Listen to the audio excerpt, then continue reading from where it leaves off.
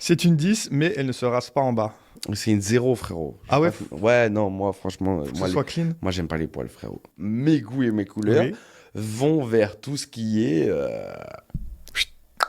Bon, discutons de ses propos, car malheureusement, il est loin d'être le seul à les tenir. On ne va pas revenir ici sur la question de la contrainte faite à la liberté du corps des femmes, puisque ce sujet a déjà été largement abordé, et de la même manière qu'une femme est libre de s'épiler comme elle l'entend, un homme est aussi libre de refuser une relation intime si l'épilation de cette femme ne correspond pas à ses préférences. Maintenant, il est important de comprendre pourquoi certaines personnes préfèrent un sexe féminin sans poils, et pourquoi cela pose un problème éthique. L'épilation intégrale, elle vise en fait à infantiliser le sexe d'une personne pour recréer sa pureté associée à l'enfance. C'est ce qu'on appelle l'infantilisation érotique, c'est-à-dire la sexualisation de traits infantiles. Et donc concrètement, les personnes qui ont ces préférences, si on les place devant deux représentations de sexe féminin dans leur état naturel, l'une d'une jeune fille mineure prépubère et l'une d'une femme majeure, il y a des risques qu'ils soient potentiellement plus stimulés et excités par le sexe de la petite fille. Et je pense que je n'ai pas besoin d'expliquer pourquoi c'est un problème. Alors souvent, pour justifier ces préférences d'épilation, on avance l'argument de l'hygiène, et effectivement pour les personnes qui pratiquent le sexe oral, il est préférable que les poils pubiens soient entretenus, quel que soit le genre. Mais dans les faits, culturellement, beaucoup moins d'hommes s'épilent intégralement. Dans leur cas, on entend plus souvent parler de tailler légèrement leurs poils pour se donner un coup de propre, plutôt que d'aller chez l'esthéticienne pour sortir la cire et éliminer tous les poils du bas. Et curieusement, on ne considère pas pour autant qu'un sexe masculin avec ses poils restants est sale, ce qui montre bien que l'argument de l'hygiène n'est qu'un prétexte. Et même si cette tendance à infantiliser le corps des femmes est souvent inconsciente de la part des hommes et des femmes elles-mêmes, il est important de ne pas accabler ni culpabiliser qui que ce soit. Il est surtout nécessaire d'éduquer sur ces questions afin que chacun puisse avancer, réfléchir et déconstruire ses pensées un peu malsaines.